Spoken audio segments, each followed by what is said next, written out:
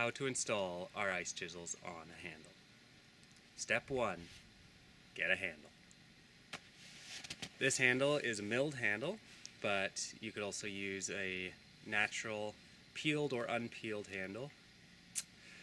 Then you need to round it over to fit the ferrule. This ferrule is longer than usual. It's designed for a split chisel, but you'll get it to fit the ferrule, so it should just be a nice snug fit on there. It might be too long. In fact, that's ideal because then you'll trim it off and you'll get a nice flush finish. So I've got one installed on this end, and now I'm just going to trim it off flush.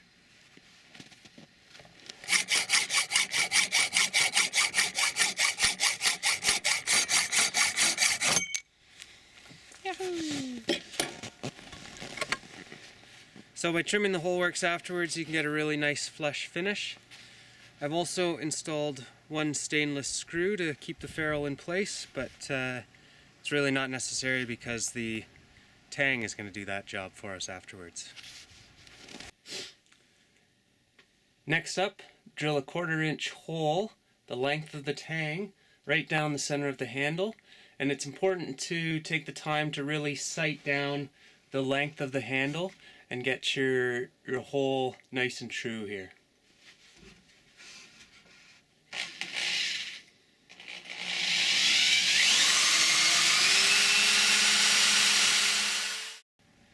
Now the fun begins. Remove the sheath from the chisel.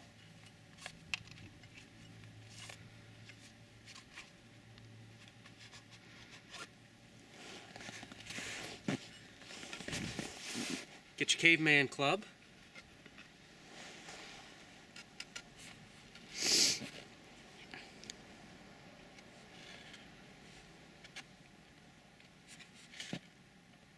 Might be useful to have 2 people at this point, but you'll line up a block of wood, making sure, of course, that the blade of the chisel is not aligned with the grain of the wood. And you'll start hammering it in. And take your time, go slow at first to make sure the tang is going in as you desire.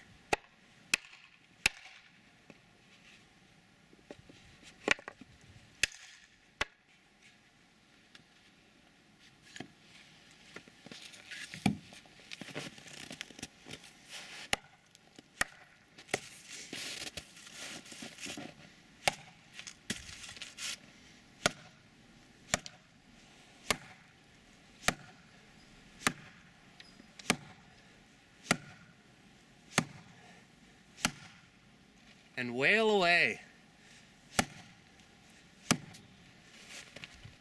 Now, it looks really nice when you can bury the shoulders all the way to the wood, but in fact it's a bit more functional to leave the shoulders exposed, because that will provide you with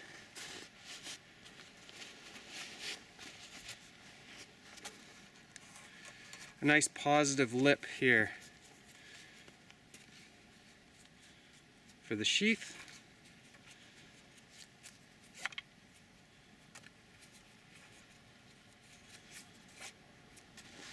Just like so.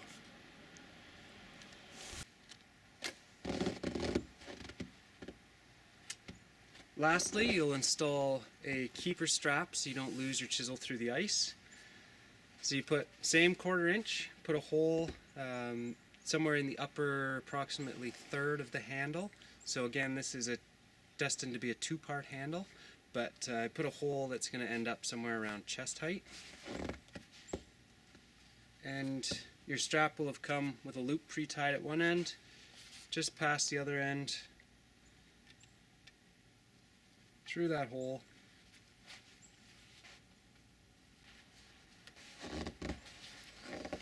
And a variety of knots would work here, but I just like